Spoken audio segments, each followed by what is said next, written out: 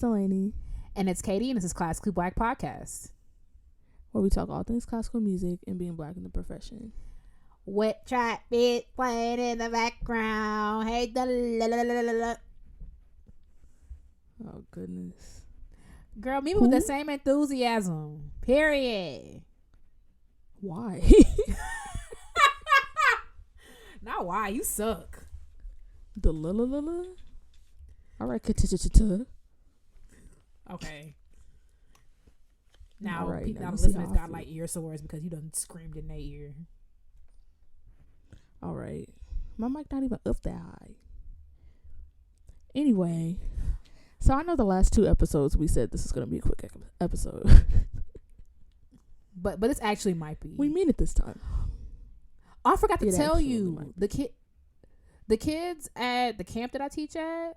Like, it's not camp, thank God, because camp sounds hellacious. It's really just private lessons. Like, it's just stacked private lessons. They call me. They were like, "Well, they can call you Miss Kate." I don't like camp. Like, I don't like. But you never been to a music camp, have you? Not a real one. Like, I've gone to institutes like. Let's do this thing for a week and put a concert on at the end of the week. Let's do this for 10 days, put a concert on, that kind of stuff. But I've never been to like, whatever. It's fine. They do campy stuff on Fridays, but like during the week, it's like you come twice a week for a 45-minute lesson.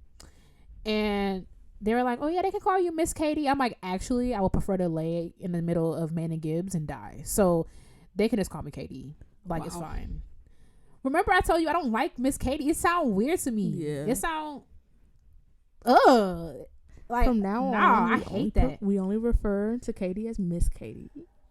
You're trash, like through and through. Through and through. I forgot to tell you that. Oh, I can't wait. I hope I get my hands on any kid I know that's gonna be addressing you. I'm gonna be like, she actually prefers Miss Katie. As soon as you walk away.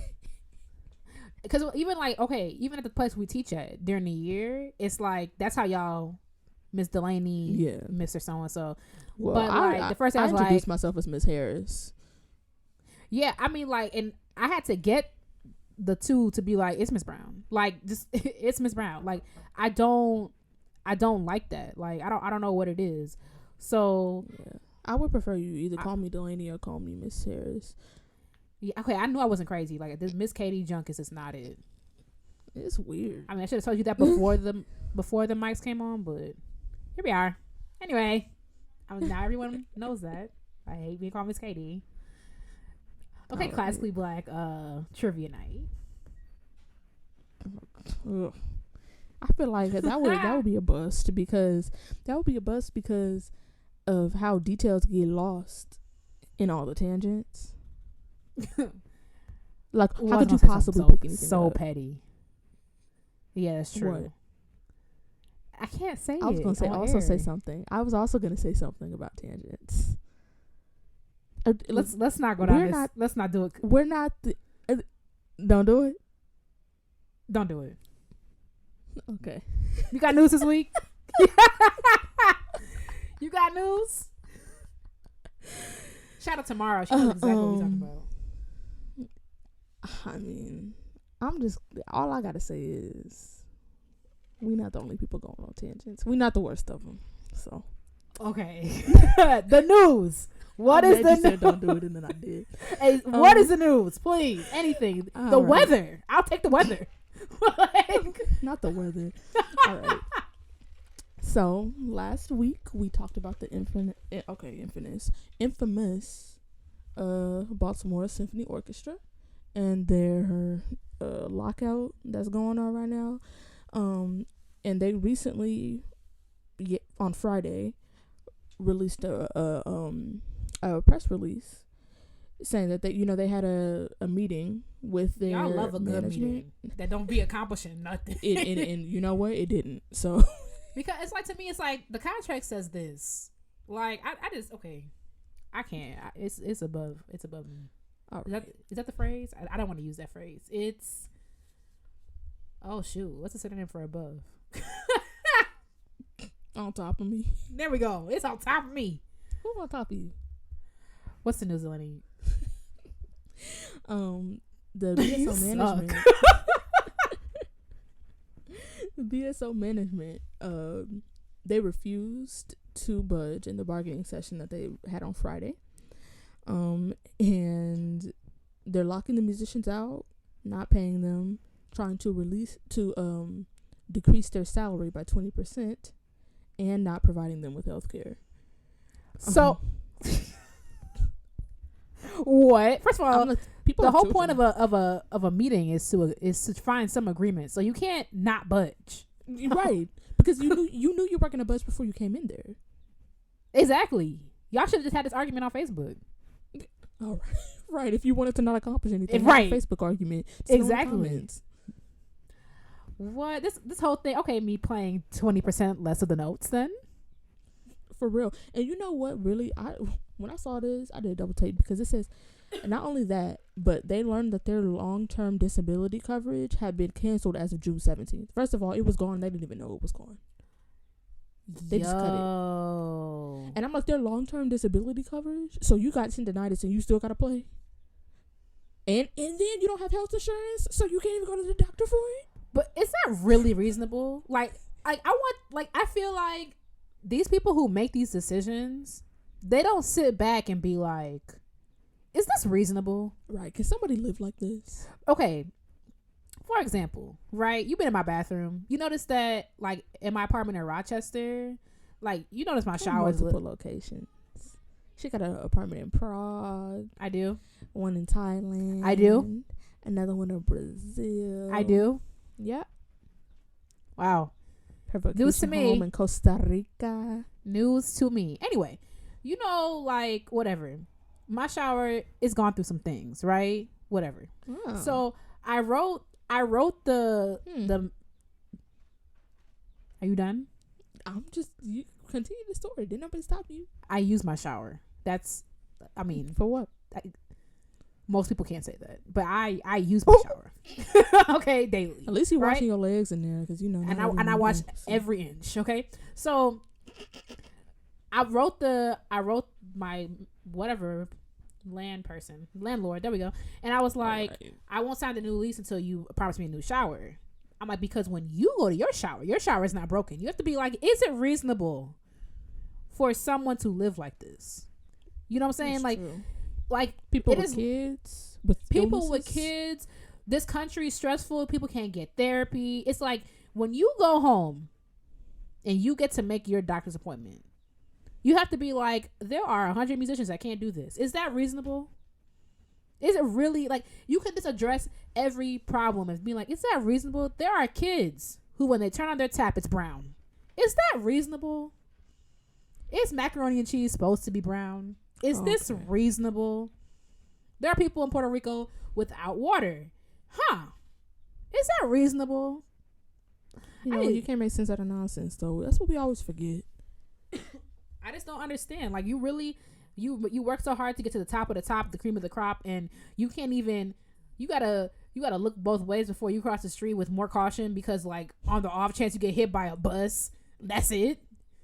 You're supposed to just wrap up your your bones just gonna heal on their own. All right. At least your lawsuit against the city will make up for the 20% of salary you just lost. So it won't. Baltimore been going through it. This shut the whole city down, because they've been going through it for a minute. Honestly, for a minute. I mean, this has been a long time coming. It seems, because they've been having issues for a minute. I remember talking about this months ago. Right. And then, then the stuff at Peabody, the whole city just, we got to lift them up in prayer.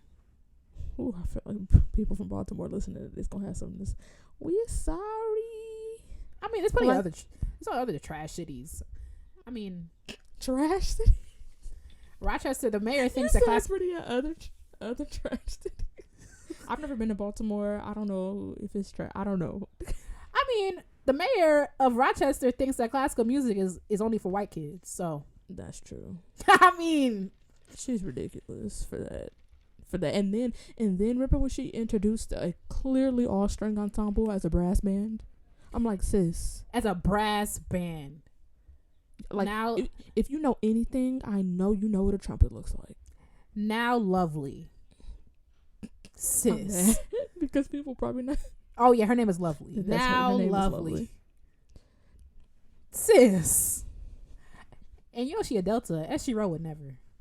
But anyway, Okay. where are we talking about? And we always gotta swing it back. I'm just Yep, saying. sister. Yep. You suck. Not yep, sister. I'm annoying. Finish it? I won't say What nothing was else. that one time I was trying to figure out your motto, and I couldn't figure out the last part of it, so I really sat there and Googled it in front of you. And I was just like, just let it go. Please let it go. You wouldn't tell me. I wouldn't let it go had you just told me what it was. Because you, in the words of Jasmine, you weren't being nice. So why would I help you to not be nice? I was being nice. Greater service, greater progress, sister. Yeah. What's the... Please, finish. Please. I'm begging. Pleading. Bellowing. Shout out to you. All right. So in short, okay. In short, the Baltimore Symphony musicians are locked out with no salary, no health insurance, and no, like I said, long-term disability coverage, while the BSO management still has the jobs with full salary and benefits. What are they managing if there's no music? Exactly. Full salary. Make it make and benefits. sense. I'm like, y'all don't even have salary cuts. That's the least y'all could do. It's trying to cut back on your own salary. I'd rather take a salary cut with benefits. Exactly. I'm like, you should be cutting your own salary before you cut their benefits. Exactly. Like I remember when I taught public school, I needed a physical like in a bind. Like I needed one like right now. Mm-hmm. And it's like, you know, when you would schedule stuff, it's like, okay, you gotta go, you gotta find. I was in Danville, so I had to find a doctor in Danville, and they were like, we need this physical tomorrow. So what I do, I go to CVS, I go to urgent care. I'm like, girl, just tell me I ain't dying, right? It was like $120 just for that. You know what I'm saying? I'd rather have insurance. I just don't. And the fact that you made the decision to cut someone else's health benefits with no regard for how that would affect them and their families before you cut your own salaries. First of all, as a general rule, salaries for all employees should be cut before anyone's benefits are cut. Period. Like if you don't have your health, you have nothing. Them. Literally. Right. You don't have your health, you have nothing. How are you gonna have an orchestra full of people that don't have health benefits or long-term disability insurance if they're all injured? Where is the orchestra going? And underpaid. At this point, it's a community orchestra. It's not.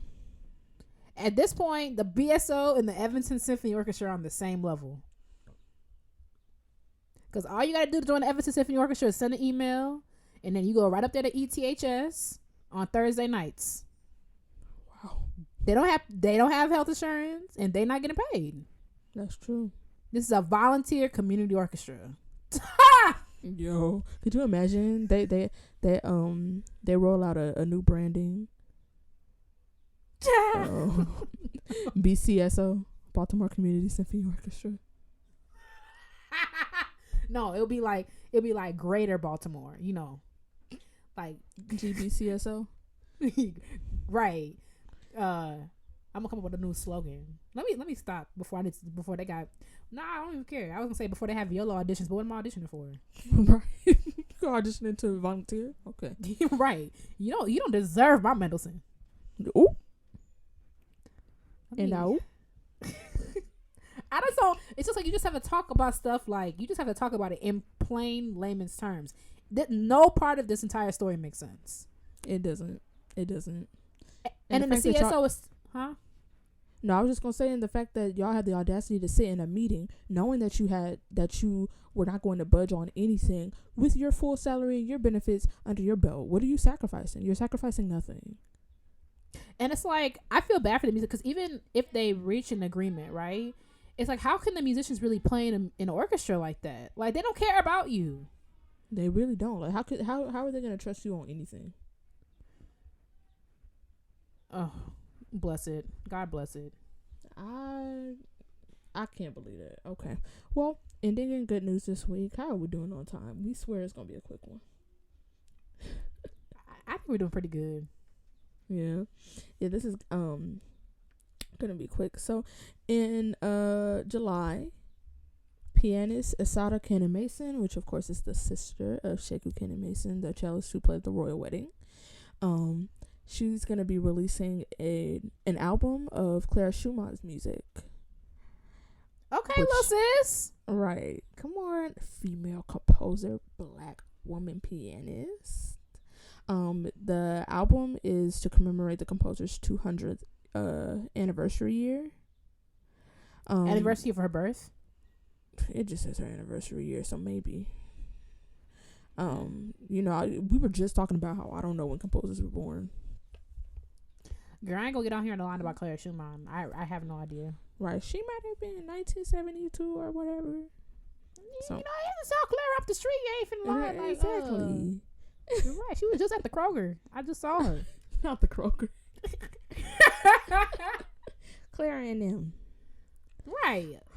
Yup. Show this here up there. So Asada Cannon Mason, she's 22 and she's the eldest of 7 siblings. Have you seen their family? Like all of them play instruments. That video that went viral a couple years ago with all them playing like Hungarian Dance No. 5. Yeah. She's a postgraduate student at the Royal Academy of Music. And she also did her undergrad there as an Elton John scholar. And on the album, she'll be playing one of her piano concertos, which, by the way, Clara Schumann wrote when she was 14. Shoot. Right. I'm like, meanwhile, when I was 14, what was I even doing? Nothing. What was I doing? I was having a good time. Nothing. Let's say that. Not even one thing. Nothing. Not one thing. Productive.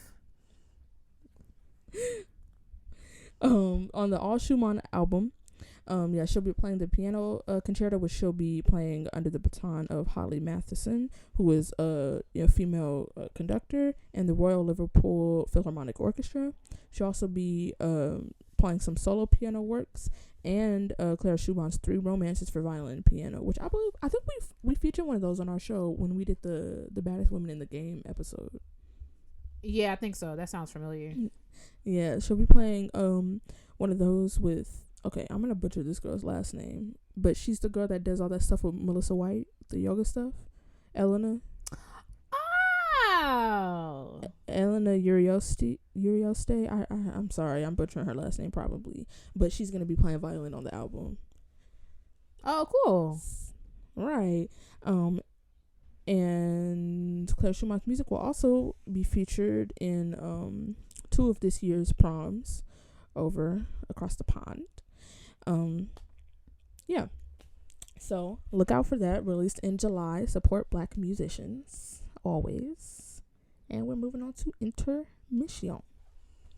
It's certainly a pond by now, the way the earth is quickly heating up. I did not come here for this. Creek. It's a creek. It's a puddle at this point. Right. You're going to be able to walk to England by 2050. Ride a bike. Walk to England. You're annoying. Me? It's going to be a quick stroll up the street. Right. I'm about to go up the street to Austria. What, you want something? Right. You want some sauerkraut? I'm about to go to Germany real quick. At the rate the planet is heating up, don't worry. It's gonna be like the Sahara. Okay. Are you gonna need us a camel? Okay, I quit. Okay, intermission this week is super short because I just had a random thought. Good idea, Queen. Okay, let's not do this. Meanwhile, you orchestrated all. You see what I did there? You orchestrated the entire episode with your Delaney on what's called it. Delaney has a top-notch job at one of the top orchestras in the country. You don't? You're not on faculty at one of the top orchestras in the country? Faculty is not my title. That's not the role? Okay, yep. No, it's not. Faculty is not the role at all. Not even a little bit. Yep. Continue with the Faculty. Okay. intermission. CFO. CFO. The intermission Let me that you're let in me find marketing? it. But actually, by the said what? time usually we're at 40 minutes by the end of the intermission. So yeah, this is definitely gonna be shorter. Okay, Delaney. So I wanted to know, what would be your classical music stripper name? Are you kidding? I'm kidding. I'm kidding. I mean, but if y'all want to let us know what we What is Dang, I that gotta even? come up What with would that one. even? What? I don't even like what. Yeah, oh yeah, I'm trying to figure out like I don't know. I'm gonna come up with one. You know what? Let's just because this is not even the intermission. Okay, no, but for real, I wanted to know if you had a musical superpower, what would it be? I would have perfect intonation, hands down. I mean, okay, yeah. I mean, like, why? Why? Okay. 'Cause Don't act so surprised. But just because I feel like it's like intonation. You've never like it gets better, but you're never gonna just be over that. Yeah. It's like it's a recurring problem for everyone. Nobody plays perfectly into it. It's like there's some people where it's like it's so small that it's like that just Yeah. But I just feel like that would be a huge weight off my shoulders. That I could focus on my many other issues. Oh, okay, not many other. Vibrato will be a close second. Oh, vibrato. Yeah. See, but I feel like vibrato, you could. Okay, yeah, you get better intonation, but it's like vibrato. It's like all you gotta do is practice that. Like intonation, I feel like all you could do is like refine that. And that's why I picked. I'm saying that coming from someone, huh? I said that's why I picked intonation because I could practice vibrato. That's what I'm saying. Like, both, but I feel but I feel like intonation. It also varies based on like for me like what key you're in. Like anything past B major, I'm just like, ooh, child. Like I know it's about to be sharp, And it's like, but I feel like coming from someone who had no vibrato and now like can vary vibrato like easily, it's like you could practice that. I mean, you can practice anything, but that's why I picked intonation. That's true. I don't know. To me, maybe because like intonation is one of my like places where I can struggle. It's like I don't know. And then in the heat of the moment, is it really gonna be in tune? Who knows? I don't know. It is if I got my superpower. Right.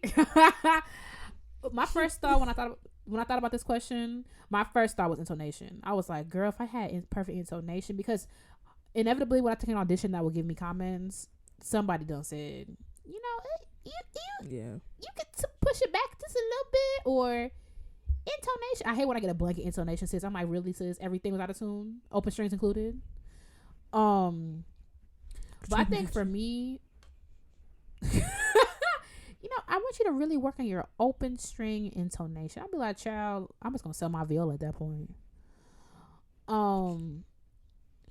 I think for me, I would pick the ability to learn something like on the spot, like learn it and nail it. And it's like it could be refined. Like this note could be a little bit higher, this note could be lower, but like the amount of years that I have spent. I think I started Metal Scherzo in 2017, and now it finally feels like something. Now it's like, okay, like I can play this excerpt. Like if I could have just looked at it the first time and it was there, like I'd have been lit. I don't care if it's out of tune, like whatever stroke is there, everything is there, and then I just fix it later. Like that's what I need. That's what I would pick for sure. So like getting stuff under your fingers quick. Yeah, and like it under your fingers, but like. Yeah, I know. Like sometimes I said like this don't feel good in my hand. Like this doesn't sit in my hand. Well, and I said that about something on this. And I just want, like, I hate the feeling where I feel like it don't feel good to me. So that's what I would. Your fingers crip walking across the fingerboard and stuff. Girl, I remember, like, what is it? The jig in the second box suite. In the suite. It just, it don't, to this day, it was on my recital. To this day, it still don't feel like all the way comfortable. But God, I've seen what you've done for others, and today, all right, I'm just asking you to send a lightning bolt. All right, send a lightning bolt down. Well, that's intermission. Short, sweet, to the point. Let us know what your musical superpower would be. I feel like musicians, it's gonna be like one of three things. Like, it's not gonna be like, I can call back any composer anytime to come sit in my living room. It's gonna be for what? Exactly. For what? I wouldn't do that for anyone. Especially like most of them have all the composers journals that I like, I don't want to be disappointed. They're probably all trash. Exactly. You know, but I heard Bruckner. So now I heard Bruckner was nice. To who? Probably white people. Exactly. So I'm good. Any composer that I like, I just don't want to be disappointed. And you know, I don't like meeting people I don't already know. So I feel like Tchaikovsky was unproblematic.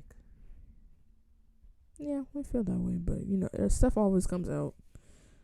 I just don't want to be surprised. I just feel like there's so many other things that I need before I need a conversation with him. This is true. This is very true. It's true. All right, let's move on. Moving right along. All right, y'all. So this week we're talking about social media. Yeah.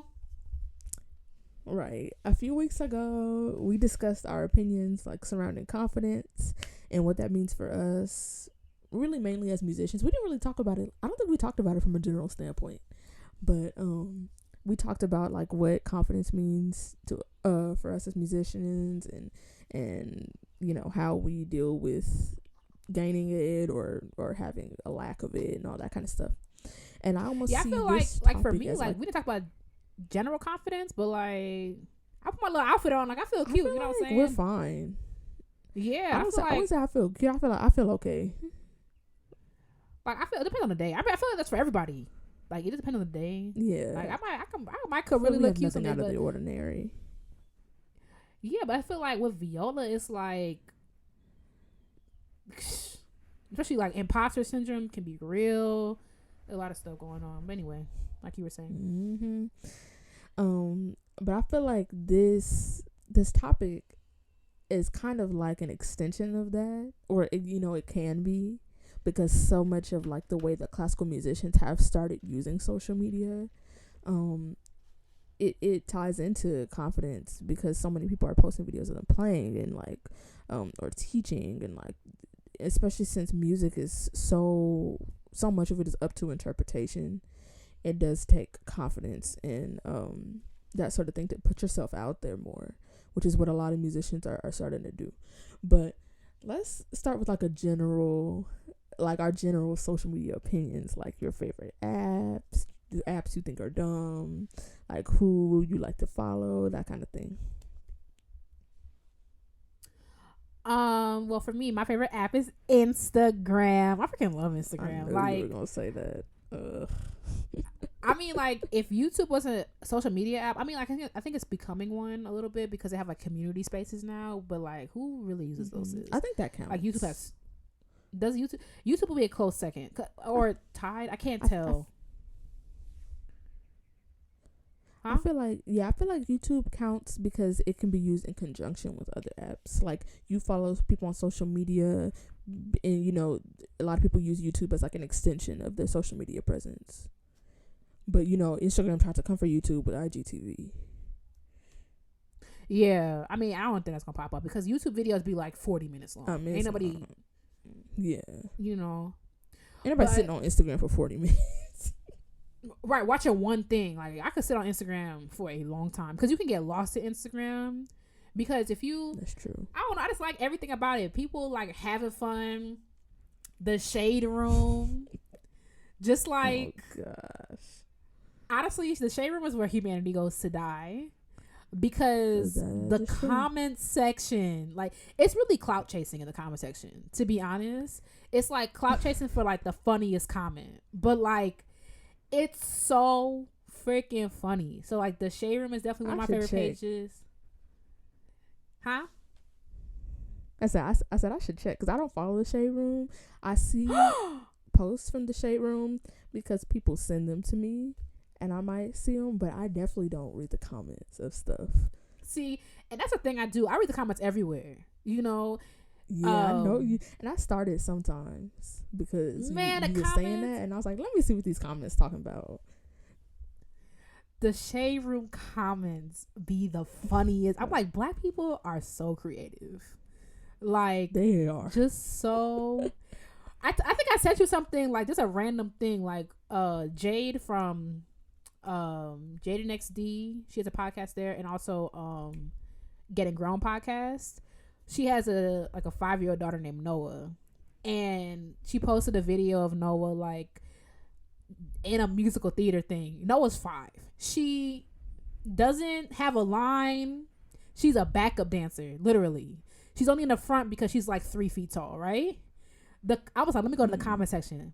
The comments were like, a thespian. They could never. Oh my God, slay us, Noah. It's like, black people do so much, and you see it like in the comment section. So definitely Instagram, YouTube close second, because I watch so much YouTube, like a lot. How about you? I already know the answer, but for the good of the order. I knew the answer when I asked you. I knew your answer too. My favorite social media app is Twitter. I love Twitter. I feel like Twitter is just really the shade room comments. Like, Twitter is stupid. It's really, really dumb. Like, the stuff that people be saying, it's either dumb or trifling or like, okay, I can't believe you're even joking about that. Like, that's like the 3 categories of Twitter. It's like they don't take anything seriously. No, like, and nothing. I was to say nothing is safe on Twitter. Like, nothing. It's hilarious. It's so funny. That's why I like Twitter, because like it's just stuff that's just so creative that it's like, and Black Twitter, of course. It's just like once you get into the right circulation of tweets, your feed is just so hilarious. And I just like to laugh, and I like to tweet ridiculous stuff. Yeah, but honestly, I don't need attention. Favorite. What'd you say? Oh, what were you gonna say? I would say I don't need attention, but it's like I don't have enough followers on Twitter for it to be fun. You know what I'm saying? It's like Crystal has a blast on Twitter. Crystal has 175,000 followers. You know what I'm saying? So it's like she tweets something, people interact with that. And I remember like, okay, you like interaction. I don't really care. Yeah, I like interaction. That's another reason I like social media. Like, I post my story, people respond to my story. Like, I like interaction. You know, I post a picture, people like my picture, they comment on my picture.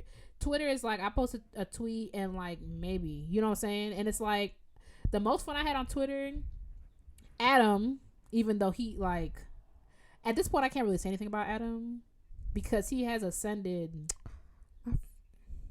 past. We gotta touch on that. Yeah, he has surpassed anything that I can really say to him at this point. Like, honestly, I don't even know if I have permission to talk about him. However, one day he let the devil use him and come for my homie Bruckner. So I had to like address that. And it's like we went back and forth. I'm like, okay, this is fun. Like, Twitter is fun because it's like we're going back and forth. But what were you saying before that? I forgot. I used to really like Tumblr a couple years ago. I used to love Tumblr because it was kind of like Twitter. But I was like pretty young when I was on Tumblr. I think because in some ways it was like Twitter in the fact that like people was just saying outrageous stuff and it was hilarious. But I don't know. I feel like I threw in least favorite apps. But I feel like any least favorite apps are just things that you don't have on your phone. I don't have Facebook on my phone. I don't hate Facebook. I check it consistently, only because my teacher uses Facebook as his primary mode of communication. So that's pretty much the only reason why I check my Facebook. Yeah, I don't have. But that's I don't pretty much it. I don't dislike Facebook. All my family's on Facebook, of course. I think if I were to talk about least favorite, it would definitely be Facebook. Twitter would be close second. I don't dislike Twitter, but it's like I'm not on it. I'm not on Twitter enough. But what about like Snapchat? What about like Snapchat? You don't use Snapchat? Oh shoot, I forget to have a Snapchat. Okay, fine. See? Snapchat number 1, and then Facebook close second. Facebook. Yeah, I've started using Snapchat like less and less. I hardly use Snapchat at all. I have unread Snapchats from like a week ago because I just now re-downloaded it to my phone. It's just, I don't know. Yeah, I don't use Snapchat only because I started using Instagram stories. Yeah, I started using Instagram stories, so to me it's like my life is not interesting enough for me to post on both. And I'm not gonna post the same stuff on both. I use my Snapchat story for things I cannot put on my Instagram story because my mother, teacher, and my boss follow me on Instagram. Oh, yeah. So, cool. Yeah. All right, but let's talk about your social media presence, like your personal one, because I feel like a lot of people that like it's starting to get to the point where like some people are merging their personal and their professional, and then some people might have like a professional page and a personal page. Like, what does that look like for you? Okay, so my personal presence has nothing to do with I Viola. can hear it in your voice.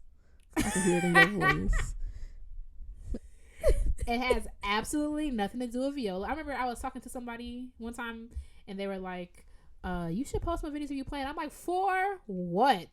Like, my Instagram is where I go to have fun. Like, I want to have fun. I want to read trifling stuff. I want to watch dance videos. I want to watch vegan cooking stuff. I want to post cute pics of me doing stuff that's not Viola. I knew it. I knew that was coming. I love pictures. I love posting pictures.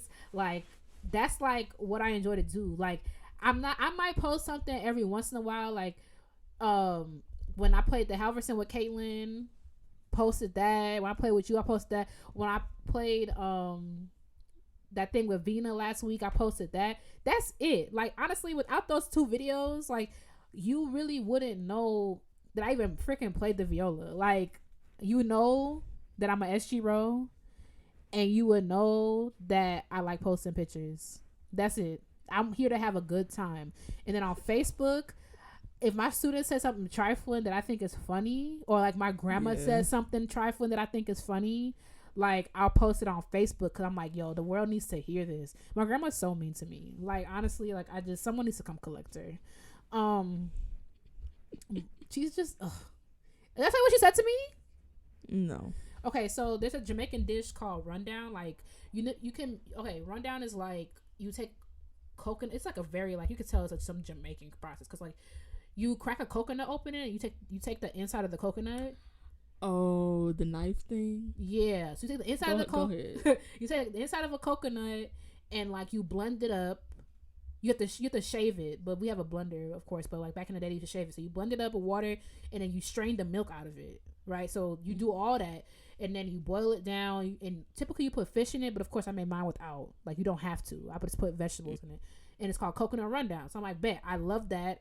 Gloria, show me how to make that. She was like, cool. So we go to cut up the coconut. I think it's gonna be like some easy process. Break the coconut open with the hand. Coconut? Okay, break the coconut open with it.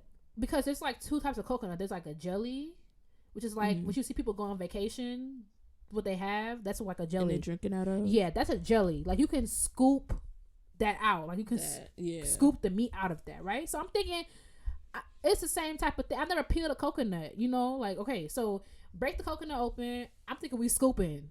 Gloria goes to get a big old knife. It's like she's so Jamaican. Like, she'll have a little paring knife or nothing. It's a big like cleaver type junk. She's like, all right, so now you gotta scoop it out. I'm like, Gloria, who's gonna do that? And then she's like, you know who said you wanted to do this? And I'm like, literally less than a month ago, I got a degree in viola. What good does it serve me to chop my hand off doing this thing? And she's like, well, I don't have no degree. I'm like, that's not even what I meant. Like, here you go. All right. Right. Well, men, I have no degree and you don't know how to do nothing but read book. And I'm like, all right. So All right. I don't want to sever my hand off, so now I don't know how to do nothing. No thing. She's rude. I need to start. I archived every status I made about her because like I'm just gonna put them together. She's so. Oh, that's a good idea. She's so ridiculous. Like, okay, I know it's not about my grandma, but this one thing that hurt my feelings. She asked me to do something. We're gonna have a grandma episode. We have to. She asked me to do something, and I was like, okay, cool. So, but I was on my phone. I was doing something. She was like, "It's on your phone." I was like, "You felt that?" She's rude. Ugh. I can't even imagine my grandma. I should tell her that you vegan because my aunt, she's really into like organic stuff, like all that cute stuff.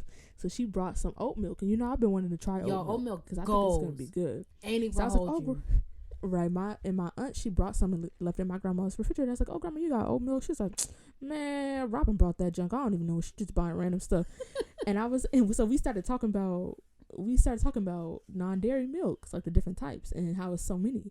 And I was like, people drinking pea milk. She was like, pea? Like piss? I was like, no, grandma. She was like, oh, I was about to say, y'all just doing anything. Yeah, we gotta have a grandma episode. Just because I don't even know what that would look like because my grandma hasn't. Only thing she know about music is Jesus, but we could figure something out. My grandma don't. No, my grandma. I remember on my senior recital in high school, she saw like the 4 movements underneath the sonata name. She's like, "It's 4 of them." I was like, "Okay." So this is not really what floats her boat, but what were we talking about? Oh, we were talking about our social media person. Yes, I talk about my grandma, my sorors, my kids, and I post cute pictures. What about you? I don't really post on any social media anymore, besides Twitter. I posted on Instagram recently for the first time since February. All right. I feel like if you see my Instagram feed, it's all about music. Like almost every single picture is me with my bass or me playing or a section picture or something like almost every single picture. Let me pull up mine. So it's like all about music. And I feel like, especially since y'all know I was going through it this year and some things have shifted, I feel like because of that, and I wasn't feeling the greatest about like music recently, in terms of like, oh my god, you're like, you have your ups and downs with your instrument, just things not going well. Yeah. And I feel like that's probably why I stopped posting on Instagram, because that's what I was posting. So if I'm not feeling cute and I'm not feeling like with my like I'm on top of the world with my instrument, I'm not gonna post pictures of me and my instrument. I just feel like that's probably why I stopped posting. And also on the other side, like I don't really like selfies and stuff, so it's like, what else am I gonna post? Yeah, besides those things. But I started posting, just like the only thing I do on Instagram is I post pictures of black people on my story because y'all can stay mad. And then on Twitter I post trifling stuff. Please don't follow me. The less people that follow me, the better. Drop your hand though. I'm playing. All right. The only reason why I say that is because I post so much trifling stuff. The less people that see it, the more less self-conscious I'm gonna be about it. Because Twitter is the only social media platform where I pretty much have no filter, and I would love to keep it that way. Even though the Los Angeles Chamber Orchestra literally follows me on Twitter, and my grandma. But yeah, I mean, I don't say much trifling stuff. I'm trifling trifling's one of my personality traits. So, I mean, it just comes with the territory. But like, I think stuff that like statuses or whatever, I just assume that everything can be screenshot. That's kind of how I like roll. That's true. So, I mean, there's nothing really that I would be like, oh snap, you know? Yeah, I mean, I'm trifling, but I'm not gonna be like dropping names, or if I feel like right. if I types in, and of course I think before I was press send tweet, like if someone brought this up to me, would I be like, you know, not wanting to, like, is this something I wouldn't want people to see? Yeah, like I would prefer less people see it and ask about it, but it's not something that I would pretend I didn't say, right, or that I'm embarrassed to say, or that I won't defend, you know? Yeah. So, because I have gotten a talking to behind my tweets before. LOL. You remember all that. So. Oh, Chile. Yeah, so that's pretty much, and then, you know, Facebook to Snapchat don't really use very much. All right. So we talked a little bit about I know you mentioned that you don't post YOLA anything pretty much, or in like you were like post videos and be playing for what? Exactly. Well, I mean, why not? Because I don't always like the way that I sound. So I'm not finna, especially like I got people who like my friend Caitlin, Cremaine. It's like there's people who post themselves playing and it sound dumb good. Like it sound like dumb good. I'm not gonna post my little struggle passage. You're one of them. Anyway, you are. I'm not gonna post my little like struggle passage. And then also I've tried to like, I post like, if I like a passage, I might post it like in my Instagram story. I might do that. And like, I don't typically do that because I'm normally like strapped for time. I'm practicing. I'm like, okay, I have these 4 hours and I'll take like 30 minutes to get a good take just to post on my Instagram story. I'm not doing that. Especially like since people don't follow me because it has to be perfect. And I'm like, ooh, that note. And even okay, inside thing, even the thing I posted with Vina, I had to scour the recording to find a part that I liked, you know, and I settled with those 20 seconds because I wanted to post, you know, because Vina sounded amazing. So it's like, I don't know, I'm very picky with what I put out. I did this interview a couple weeks ago and then he wanted a recording of me playing and I was like, child, for what? What you need that for? To do what? I thought you wanted to uplift me. Oh, okay. But that's interesting though, because like, yes, like I mean that's totally understandable that it's like, you know, you want it to be a good recording, you know, and being picky, and trust me, like I hate recording for stuff because it's like no take is ever going to be what you want it to be. Like it just never is. But and that's the thing, like it has to be perfect. And I know you say no one plays perfect. I'm like, the tape you do, I just did a tape for an orchestra a couple weeks ago and we're gonna see what they say, but it's like you already feel some type of way about it because it has to be perfect. I don't care what nobody says, no one plays perfect. I'm like, it has to be perfect. The tape has to be perfect depending on what it's for. But I feel like for orchestra, you know, it has to be. It just does. That's the interesting part about it though. But when we were talking about posting on your Instagram, you were like, you spend 30 minutes trying to get a take, it has to be perfect. But like, do you think that it has to be perfect like for Instagram too? Listen, let's just say I know there's a certain amount of people, it might be even some of y'all, who send videos around, be like, you hear this? This sounds a mess. And if you do that, you're trash. I don't have the time. But there are people who do it. They send videos around. They be like, so and so don't play in tune. Do you hear this? This is a mess. And I have nothing to say about it because one, if I release audio of my lessons with Mr. Taylor, everybody will unfollow this podcast. Like I know, like I know how hard it is to play these. I feel people forget that it's hard to play these instruments. You know what I'm saying? So yeah, I'm not trying to be in nobody's DM. I'm not trying to be on Greek shenanigans. Oh, that's what. That's okay. That's something. That's another thing. Like it's like that kind of thing. It's like being careful with video. Like I'm not gonna put that. I'm gonna leave that to discretion. What Greek shenanigans is. If you know, you know. But I'm not trying to be like out here. You wouldn't be on that for your playing though. No, I wouldn't. Because most black people be like, you better play that violin, baby. Right, but I don't know. And it's like, I'm not finna have my playing out here. You know what I'm saying? Like, I feel like that's why when we did the Helverson, Jason, like, called me. He's like, girl!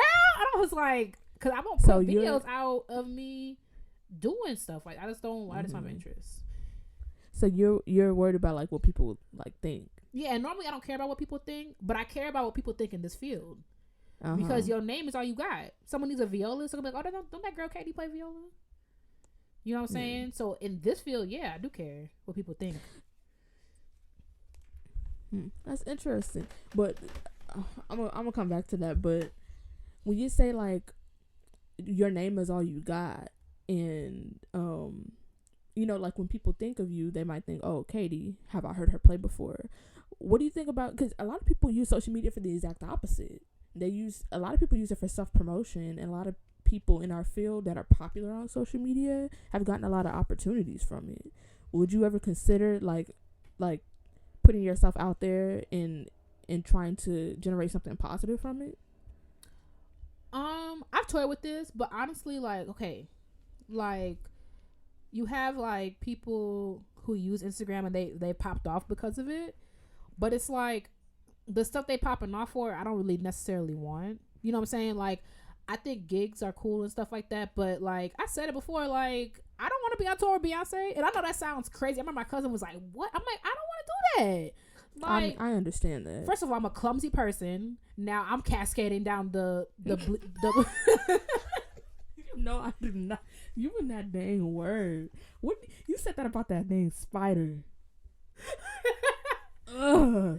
Now I'm rolling down the set at freaking Coachella because like I missed a step because I gotta play and walk and dance at the same time. Like that though, it looked bomb. It looked amazing, but like Beyonce could pass my account right on by. Like if you needed something, like if you wanted to play, like you were recording a soundtrack or something, like I might be interested in doing something like that. But like the stuff people are getting gigs for, it's like, okay, and then you get me, and then you give me the chord progression. Like, you just improv over there. I'm like, sir, improv what?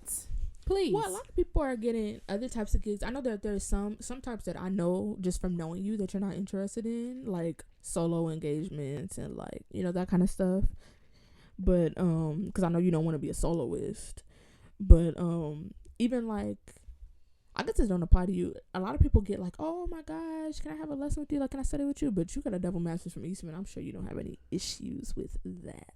I'm sure you could, you know, gather yourself up a studio in a second. So anyway, that's not true. No, that's not true. I mean, my master's or whatever helps me get stuff. Like the job that I have now, they're like, oh snap, she got a master from Eastman. Like, yeah, we would love to have her. Like, they were at capacity with teachers, and I was like, yo, you got a spot? And they're like, oh shoot, Eastman, yeah, whatever. So that helps or whatever, like that. But like, they ain't go on my Instagram page to find that out. Yeah, you know what I'm saying? So it's like, and I'm not saying like whatever. I think the people who like are professional musicians that fill out their schedule with engagements, I think that's super dope. I just like that's not really what I want. Like, and I'm not saying like every once in a while I'm playing something tonight. Like, it's cool every once in a while, but it's like I want to be an orchestral musician. You know what I'm saying? So I don't know. I wouldn't think to put videos of myself playing to get engagements. I see what you mean. How about you? Okay. Well, okay. I was gonna talk a little bit about, because I do have a couple. I have quite a few videos of myself playing from back in the, well, I guess now it will be back in the day, because the last time I posted a video of me playing was about a year ago. But when you said like, okay, you care about what people think and stuff, and like, you know, you want to put stuff out there that's like perfect or, you know, close to perfect. And I'm just thinking about, I have never, if of all the playing videos I have of myself on my Instagram, I have never posted a video of me performing. I've only posted videos of me practicing. And I feel like that's something, like that's the, I don't know. I feel like that might be to some people the more vulnerable part, because like when you're, but actually I think it's the opposite. The reason why I don't post performance videos is because there's a certain expectation that comes with a performance that is not there when you're practicing. You know what I mean? That's true. Like that's honestly, I think why it's easier for me to post videos of me practicing, because I'm practicing. This is not supposed to be perfect. Girl, I see what you're saying, but to me it's like, all right, I'm putting this out there, so it's like there's some level of like completion to this. Like there's some degree of completion. And I don't know. Now it's like this is not. Also, I don't know. It's like this doesn't sound good to me, and a lot of things don't sound good to me. Like when I play, I'm like, no, not really. So it's like I'm not finna put this out so now we all can think the same thing. I'm like, nah, I'm cool. You know what I'm saying? Like I don't know. I'm just weird about that. Like social media, in my mind, I'm just there to have a good time. Like that's all I want to do, and VO is stressful, so that's not a good time sometimes. So that's true. I don't know. That goes against my vision statement for my social media. I don't know. I feel like it's, especially like for people who have like a ton of followers that follow them specifically because they are classical music influencers. I think that shows a certain like a certain level of like, we can talk a little bit more about this, but a certain level of like relatability, because like for someone to only post videos that they are happy with, or not even happy with, but post videos that sound perfect, like that's not real. Yeah, but I mean, but some people are like not perfect, but some people like near perfection every time that they play. Like what does Melissa White ever post that's not like, dang? You know what I'm saying? Like I feel like there's degrees to that. Also, I feel like if I would, let me look at Melissa White. Like I feel like, does she post videos of her playing? Well, she ain't got to. I mean, nobody has to, but you know, like there's levels to that, because like Hillary Hahn started 100 days of practice, and it's like Hillary Hahn's practice session is gonna be better than half of y'all will ever be. Yeah. So it's like that. Like I feel like that's just like a whole other realm. You know. Yeah. That's people who are booked and busy. Right. But I just feel like I'm not saying that it's wrong for people to post like performance videos and stuff, but like especially if you're someone who's trying to be authentic and which a lot of classical music influencers have claimed that's what they're trying to do. There's been like articles written about this. There's that article in I think Strings magazine with like where they interview a bunch of people that have a lot of followers on Instagram for classical music. A lot of them, like literally every single one of them, mentioned authenticity in their interviews. And I just feel like being authentic, like you have to show the process. And I mean, like, okay, do I show a lot of my process? No. Like, for example, do I want to say that? Oh, okay, but here's a place where I can be authentic that's not on my social media, right? Mm-hmm. So one of the things that a fellow violist auditioned for, I also auditioned for. Okay. And I also did not get invited to the second round of the audition. Oh, I see what you're saying. Just like he did not get invited. He posted it. Word. He posted it. There's nothing wrong with posting it and people being like, oh my God, this is so relatable. Whatever. Like, classical music is hard. Like, I didn't feel a need to post that. Like, a lot of people know my story. They know they know I could barely play in tune. And it's true. My teacher even said it. Could barely play. I thought you said currently. Oh, no. When I got to undergrad, I could barely play in tune, and somehow I made it to Eastman. People know that. So once I get the next thing, they'll be like, oh, okay, cool. Like, she started from nowhere, and like now she's doing this. It's like, to me, I don't need my story on Instagram because people don't really, I don't know. I feel like people don't follow me for that. Like, you either follow me because we went we went to some institution together. You follow me because you listen to this podcast, or you follow me because we're in the same organization, or you're Greek. That's true. Like, that's the reason you follow me. Just because like people follow each other. Ain't nobody following me because I'm a self-help, whatever. Well, that's your account is private. Exactly. And people don't know that you but y'all. But I agree with you on that, because I actually wrote that down in my notes on this episode, because like vulnerability is like one thing, but I really think that there is a such thing as too much, and I won't name any names, but I personally will not have every listener turn their neck. They know the lady you suck. Every listener. But go ahead. Because like I feel like we're both like that. This LA Phil internship, I said it on the podcast because we were talking about our summer plans. People like the whole announcing what you doing and announcing what you're doing is one thing, and like literally no shade to anyone that does it. I'm not saying, Yeah, people like to give life updates. You know what I'm saying? Mm-hmm. I I'm personally don't say not everything. one, but if you're in my life, you're gonna know what I'm doing. Yeah, I'm more like that. But when people post what they're applying for, child, but I'm weird about that kind of stuff. I think people pray against you for that kind of stuff. Mm-hmm. I don't need no bad energy. Yeah, it really depends who you are and what the thing is. So, like, certain people, I might tell you. Yeah, like people are like, "What are you applying for?" I'm like, child, none of your business. I'm like, face your front. Like, for real, I don't know. I'm weird about that. Like, I don't want that out there. And when some people are super, super upfront with like, and now I'm in the practice room and oh, you know what? Let me not say. And see, here you go. I was about to say something that was very revealing. But like, okay, for me, it's like everybody has their level of comfort. I feel like depending on what the purpose of your social media is, like people follow you for your journey. They want to know what you're applying for. It's not like regular me. I ain't telling you what I'm applying for. I mean, I barely tell Mr. Taylor what I'm applying for. Like, right. And mainly because you're gonna stress me out. You're gonna be like, I'm gonna play something for you. You're gonna be like, oh boy, so when is this? I don't. That's one of my favorite Mr. Taylor lines. Like, oh boy, like, because it's so unnecessary.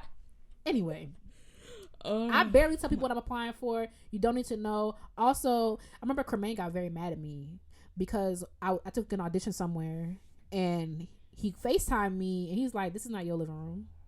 And I'm like, "Yeah, I'm in so and so city." He's like, "And you didn't tell me, da da da, like I can't believe you, like da da da." And I'm just like, I don't share every step of the way because I don't know if it's a pride thing or just like, let me take my L in peace.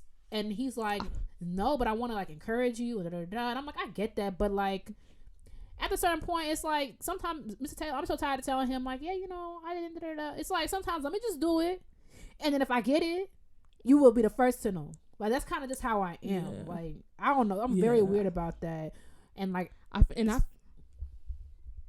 like me and you have a mutual understanding about that, which is why like I will tell you things that I'm applying for because like I know you're applying for something, I'm applying for something.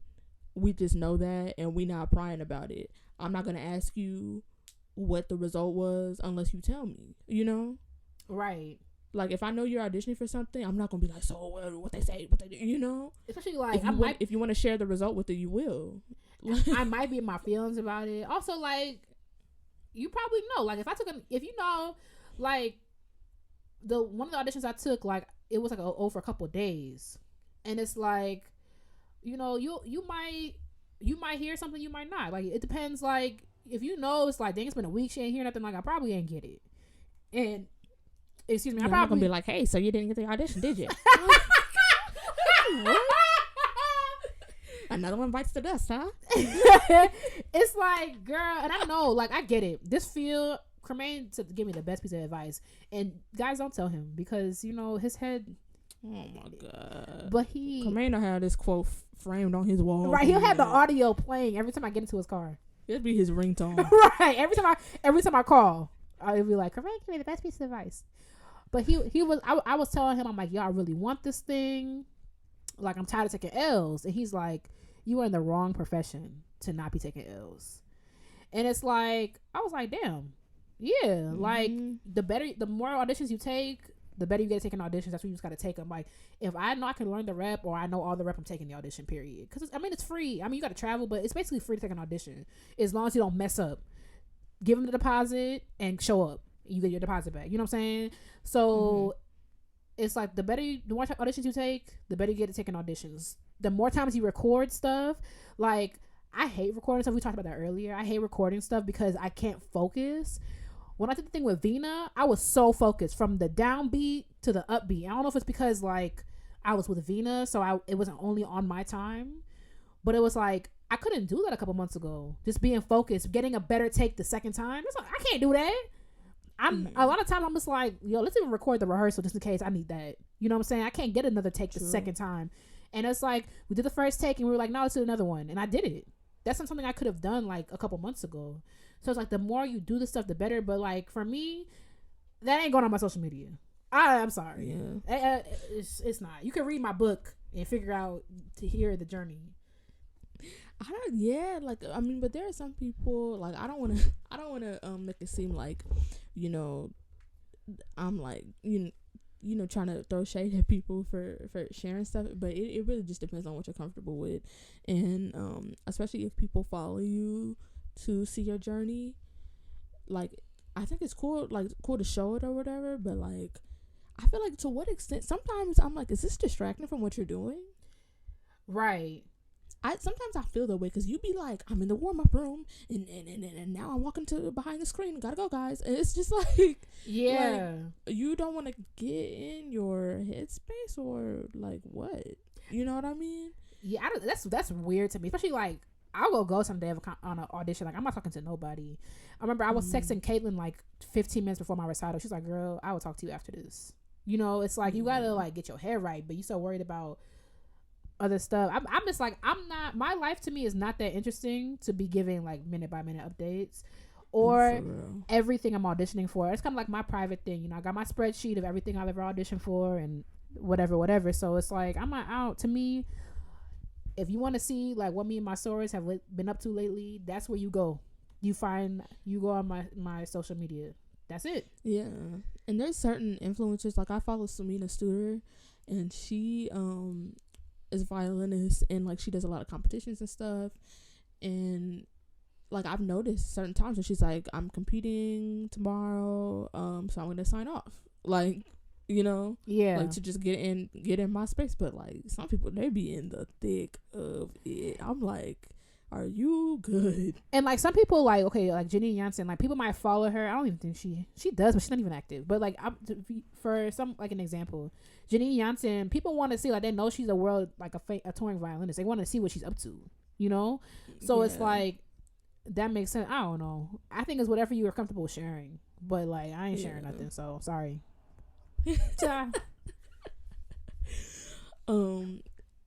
but I feel like we talked a little bit about this earlier before we turned the mics on, but like, the authenticity of it and showing that, you know, you're in a similar position to people, kind of goes hand in hand with like being relatable.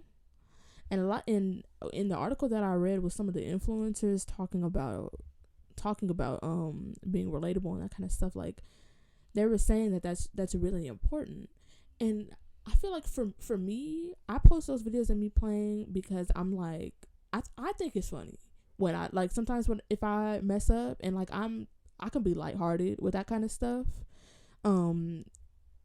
If it's just like a one-off thing, because I get really frustrated when I practice, and that I will not share because it's frustrating. But like, if it's like, I posted this one series of videos of me messing up the same excerpt over and over and over again, but it's like, that happens in the practice room. That happens. Like, you're not going to get everything the second time that you. So like, I just feel like, I'm like, people don't always like admit that. Like, I'm not just gonna be on my Instagram, I go to Eastman and I'm gonna post my recital at the end of this 4 years. That's gonna be perfect, and you know, nothing else beyond that. Yeah. Like, people really, you know, liked the video because they were like, girl, that excerpt be kicking my butt too. Oh my god. Like, you know. It's just nice sometimes to see somebody like, because some people will post videos of them doing something imperfect and they're like, I'm just so distraught. And it's like, yes, that happens as well. But also, like, sometimes you just gotta be like, yo, chalk it up to the game. Yeah. You know what I mean? Like, not everything has to either be perfect or you mess up and you sad and crying in your sheets about it. Yeah. I feel like, I don't know. That's the way I see it, and the reason why I post videos. Or I'll post a video of like me missing a shift and then just being like, "Oh fuck," you know? Yeah, like, yeah. Just something goofy, like I don't know. But I was thinking about being relatable and stuff, and like for me, like like just like you, people don't follow me for that kind of stuff. I'm not an influencer or anything, but like some people do. But I feel like not everybody really wants somebody that they can be entirely relatable to, because in that case you just find like you're relatable to your friends. They're regular people, right you know what I mean? And I'm thinking about someone like Kim Kardashian, for example. Which one of her followers can relate to her? Kendall Jenner. Right. It's like they're like, people follow other people or influencers on Instagram to live vicariously through them. And I feel like that's true to a certain extent in our field too. Because there'll be some people, I'll be like, man, if I could nail that excerpt like that, I would have no problems. Mm-hmm. You know what I'm saying? Like you take someone like, let's use Cremain as an example. Like Cremain is a cellist and he plays around and stuff, and like, so he might be relatable because it's like, oh, I'm also a cellist, I'm also a gigging musician. Yeah, Cremain ain't doing no normal gigs. Like he always being flown off somewhere or like whatever. Yeah. I'm like, it's like his followers are also like, oh, okay, like right. they want to do what he's doing. So I feel like there's that that level of like wanting to be kind of relatable to someone, but also aspiring to be doing what they're doing. Right. I agree with that. I mean, I don't know if I live vicariously through people. That's not really something I do, but I like to see what people are up to. I feel like it. There are levels to it, because some people do it consciously, some people do it unconsciously. Yeah. Especially when you form favorite accounts, you're like, let me see what what's the name is doing, like Yeah, I just like to see what people are. Because honestly, there's only so much my imagination can work. Like when Kevin Hart gets on a private jet, I'm like, what day am I finna have me a jet? Like I don't know. Like I don't know. I don't have an interest in that, so I don't see myself like, ooh, let me go on a jet with him. But like, I like to see what the rich people are up to. People like my friends. I like to see like, dang, y'all live like that. Like it's crazy. I remember he threw his daughter into the pool the other day because like she pranked him. So he just like ambushed her and like picked her up and threw her into the pool. Oh, heck so no. I mean, I guess that he knew that she could swim. So, but like, and so I go to the comments, and people are like, "Oh, that's that rich water." You heard the way it was like sploosh when she was not sploosh. Oh, y'all are annoying. And then someone was like, "Oh, you lucky she didn't have her phone on her." And I was like, "Damn, that's a regular person problem." Like, dang, if I had my phone on me, I would get a new one. I'll be pissed. And someone was like, you know good and damn well, and she ain't worried about no phone on her. Like, right. I'm like, wow, sploosh and new phones. They probably got a T-Mobile store in-house. Exactly. Ciao. All right. Oh. I think it's just clear that neither of us has any desire. I mean, what am I really influencing? I get on here once a week and I run my mouth. Like, you know what I'm saying? I might write a book one day, and then you can read about that. But like, I just use my social media as author, best-selling author. Who knows? But sounds like we know. You've mentioned the book more than once in this episode. I peeped that. I'm just saying that like social media will not. Okay. Social media will not be the vehicle by which you receive my narrative. Like, it just won't. Like, the next thing I do, I might post a picture on the big screen. And even like, we go back, like even what? Yeah, we're gonna do a movie on the big screen. Who would even play me? Who even looks like me? Probably Scarlett Johansson. I mean, let's be real. Probably. They probably get Scarlett Johansson. or the best they could do is Yara Shahidi.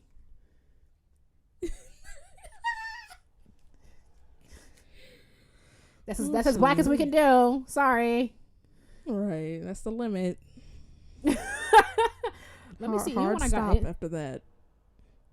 When I got into Eastman, did I post anything? What year did I get into Eastman? I just feel like 2016. Oh no. Oh, but I deleted a bunch of stuff. Like from before. Yeah, my first post is September 13th. I archive a bunch of stuff. I just feel like that's hard. Like it's like thinking about it. I feel like neither of us has any desire because we're fairly private, and at the same time, it's like I go through way too many ups and downs to be worried about like posting and stuff. And I'm like, that must be really, really hard. That has to be hard. Like you, like no matter what, you still posting. Child, I don't even care. I don't even care about social media enough like that. I care about social media because I DM people back and forth. I watch videos. That's it. I like to, like I said at the beginning, I like to have fun. Mm-hmm. Okay, me missing a shift again in audition is not fun. Yeah, and it's nobody's business but me and the panel and my teacher. So I don't know. And I feel like so our I mean my Instagram page is not private, but like our private lives have stayed private. But we both do to an extent have an outward social media presence that's related to music.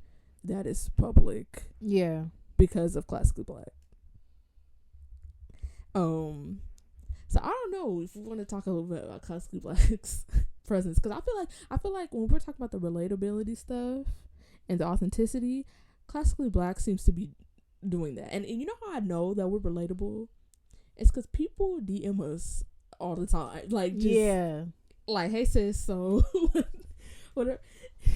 And you know what? It was funny because it got to the point where, like, with Mara, and I was like, you know what, girl, let's just go ahead and make a group chat. Right, because now we saying the wrong thing. I'm like, we gotta. I just didn't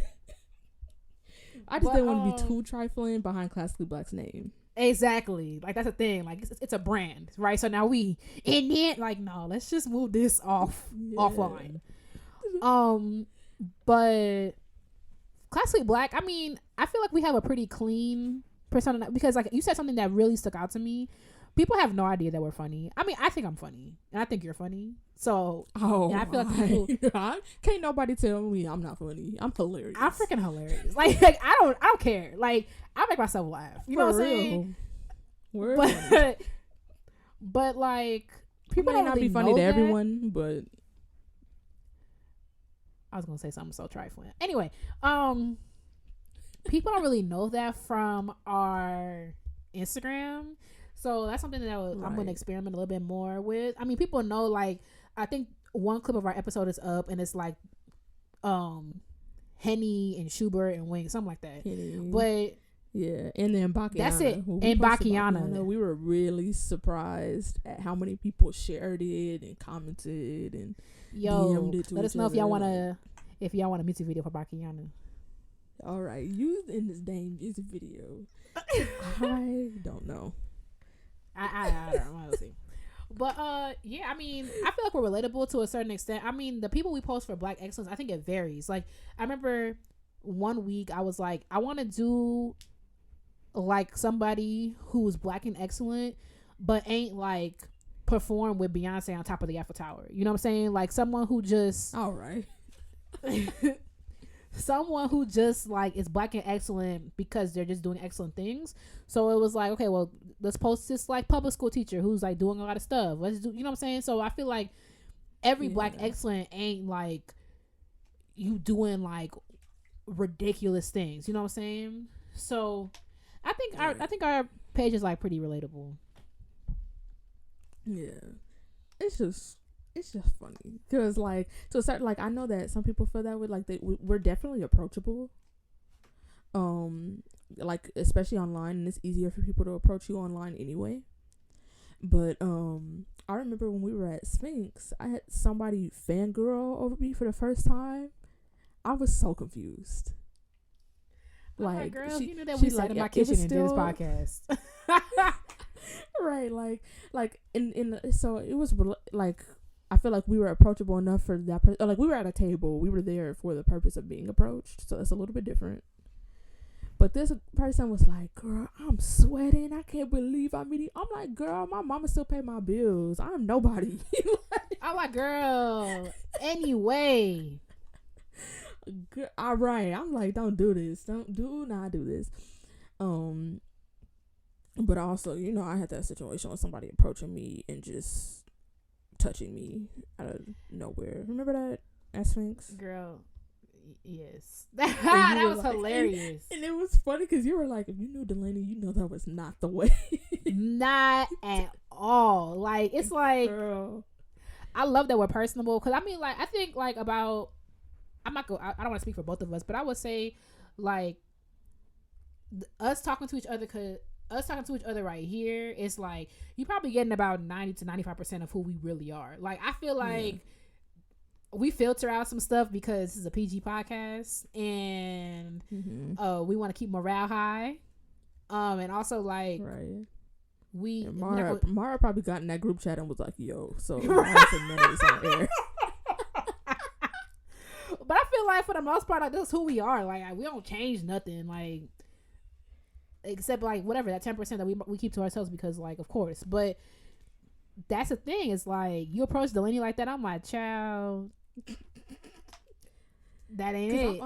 Yeah, that's kind of one reason why I'm like nervous about meeting people that listen to the shows, because if you meet me in person for the first time, I'm not going to be like this with you. Really? Because I was not like. Remember when you first met me? You thought I was nice. Yeah. Remember back then? I thought you were nice and quiet. I mean, you're not loud. You're not loud. Yeah, but I'm sneaky with the trife. It comes out later, you know. Yeah, when I was texting you on the way, we were talking.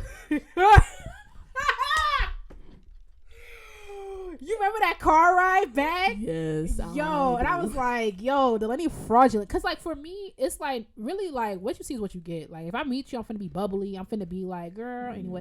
Like, yeah. So, I don't know.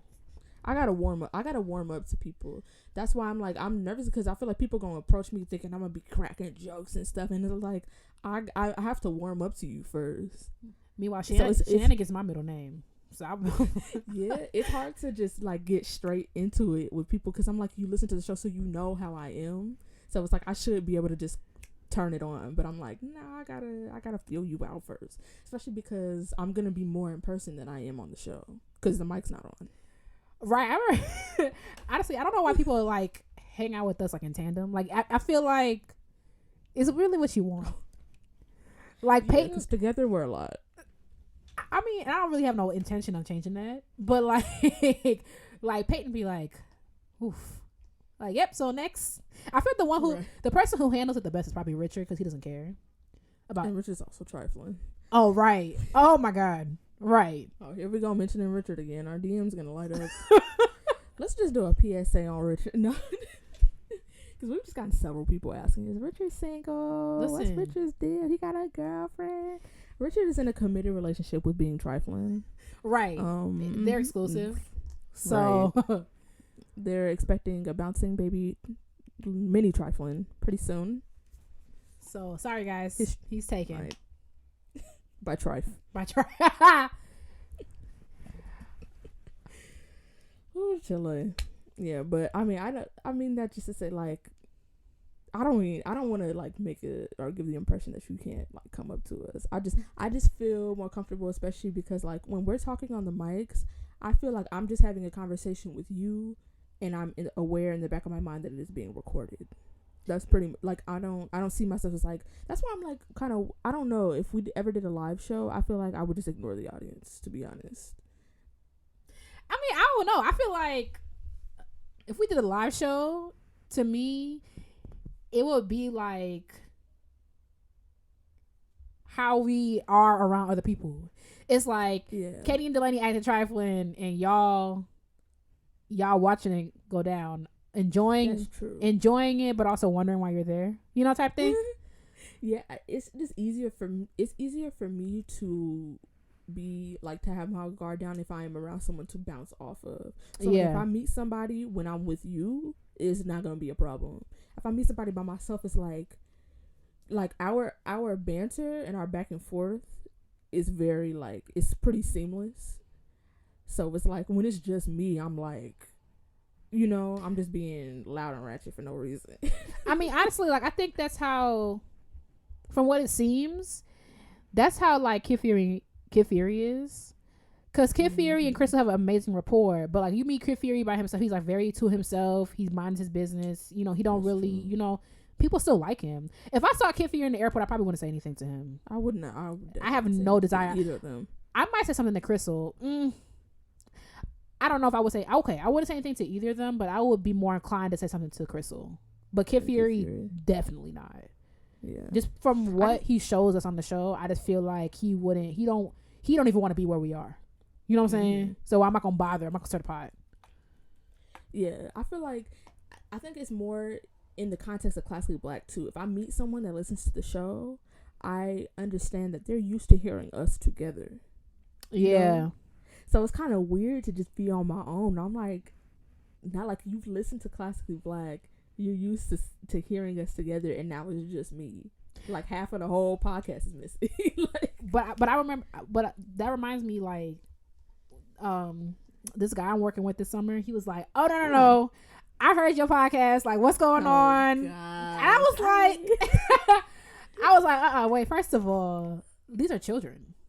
Secondly, it's dumb early. Third, I'm not co-teaching with Delaney. You know what I'm saying? And like it depends. It also depends on the student. Like one of my youngest student is 6. What am I going like? What am I? And what place between like Statue of Liberty and the dad song are we twerking? Okay. You know what I'm saying? Like time and place. Shout out to Armin. Time and place. But yeah, we wrapping this up. Because you know we be talking about our necks every single episode. I can't believe it. I did not think this topic was gonna go on for that long, but I think it's because it's so much under the umbrella. Yeah, that like we went off. Also, we gotta. I gotta go soon. Yeah, me too. So, what are we doing next? Black Excellence, right? Yeah. Oh, but you know what? We didn't set enough time. We're gonna have to do it next episode. Just so you guys know, we're gonna be talking about Adam Sadberry again. We just don't have the time. We don't have the time right now to give it everything that I want to, and I want it to be very, very extra. It has to be. So we're gonna have to save that. Yeah, you know what? That's gonna be actually next week. That's gonna be an entire segment. Yeah. So extra bonus segment next episode. Batten down the hatches. Let us know what you think about social media. We want to hear from you. Shout out to people who DM us. We want to, especially me. Hey, I want to interact. Let us know what you feel. Let us know what you talk about. And we are moving on to Black Excellence. Right. Where we hype you up, gas you up, and give you your props because there's room for everyone at the top. This week we're talking about Omar Thomas. Omar. I love that name. Shout out to Omar. Hey, Omar is a... okay. He's a composer from Brooklyn, New York. Shout out to Brooklyn. Shout out BK. Stand up. I'm mad you really put the New York accent. Did you hear that? You like what I did? Yeah. Dang, you're on your Kid Fury. Because Kid Fury always doing somebody's accent. You should do the whole Black Excellence in the New York accent. But Kid Fury's accents be good. Like, okay. Shout out to Brooklyn. Stand up. Okay.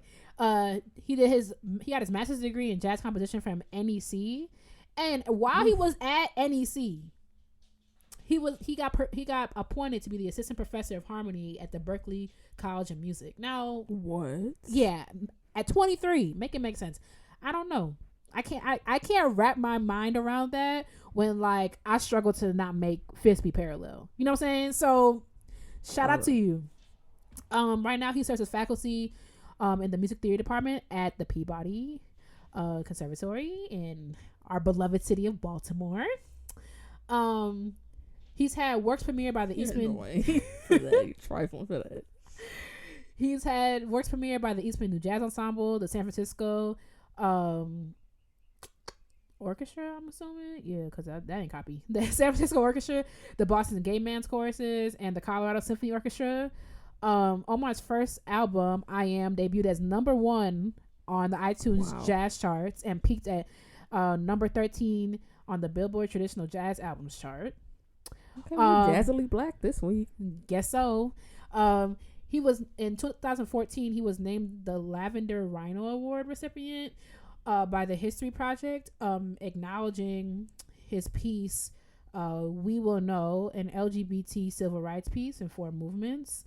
And yeah, just also honoring his work as an activist in the Boston LGBTQ community. So shout out to Omar. Thank you for the work that you're doing, jazzing it up.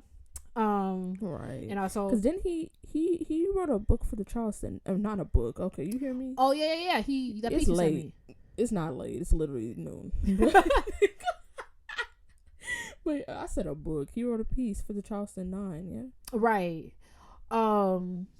It was premiered by the University of Michigan. Wind Symphony, is that what it was? Yeah, their Wind Symphony. So that's also incredible. So yeah, shout out to Omar. We'll link his website and social media. So go ahead and take a look. You gotta Oh, but note that Omar was a Black Excellence suggestion. So you have suggestions, please send them our way. The last, I think, 3 to 4 Black Excellences have been suggestions from listeners. So if you have one, send them to classicallyblackpodcast@gmail.com. Yes, and you have a piece of the week. Yep. So this week, my piece is going to be Bottesini's Gran Duetto No. 3. It's a bass duet in 3 movements, although I feel like I've only listened to the first 2. They're really, really good. And they're like actual music, you know? Because a lot of people be like, bass duet. Yeah, like, and they sound really, really good. I'm going to link this recording. And on the album that this recording comes from, actually, Steve Doan is playing cello on this album for the Rossini Hey! duet. I love him. He's so nice. He's so nice. I know. But yeah, I'm gonna link probably all 3 of the movements, although I only listened to the first 2. But yeah. Great. Regular length episode. Yeah. Honestly. Well, these days. One day. Well, thank you so much for listening to Classically Black Podcast. Don't forget to follow us on social media. Hey, at Classically Black Podcast. If you have a piece of the week suggestion, Black Excellence suggestion, intermission suggestion, email them to classicallyblackpodcast@gmail.com, and we will talk to y'all next week. Bye, y'all. Why was that so delayed? Yeah, this is the part where we say bye. Oh, do I normally say bye first?